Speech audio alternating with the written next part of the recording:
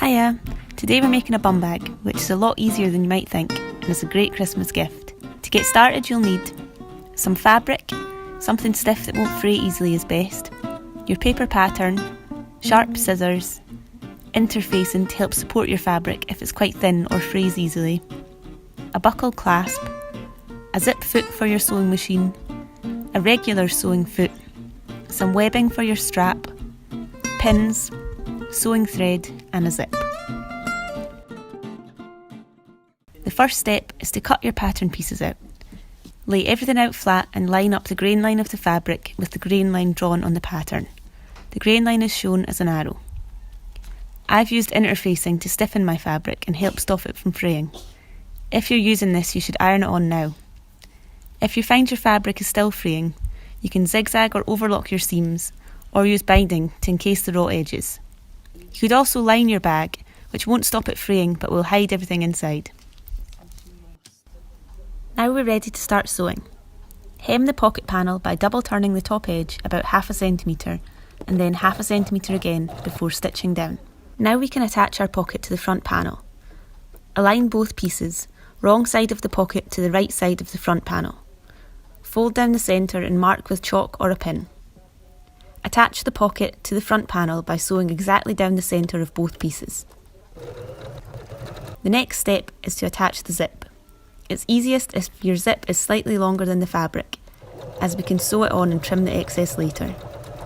Take the right side of your zip and place it on the right side of the top edge of the front panel. Stitch all the way across using the zip foot. Top stitch to keep it nice and flat. You can change to your normal sewing foot for this if you wish. I didn't bother because I'm lazy, but you might find it helpful. Add the other edge of the zip by sewing it to the flap. Mark the centre of the flap and the centre of the front panel on the zip. Line these up and sew it down, again using your zip foot. You might find it helpful to start sewing at the centre and work towards the outside, then repeating for the other section. Again, top stitch the zip down. Now we'll attach the front side panels. Lay your side panel down, right sides together and stitch all the way down. The point of the triangle should overhang at the end by about 1 centimetre in order to get the placement correct. Repeat this with the opposite side panel. If you want to, you can top stitch these seams down or bind them to help stop frayed edges. Add the bottom flap using the same process as the top flap, except of course without the zip. Like I said, you might find it easier to start in the centre and work your way out towards the edge. Top stitch this seam towards the back. Now, feed the smaller piece of webbing through the female end of your clip. Sew the end shut. And attach this to the outside edge of your front panel. Now, take the larger piece of webbing. Place this on the other edge and sew down.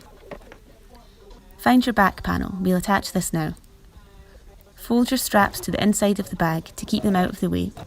And remember to leave the zip open a little so that you can open the bag easily once everything is attached.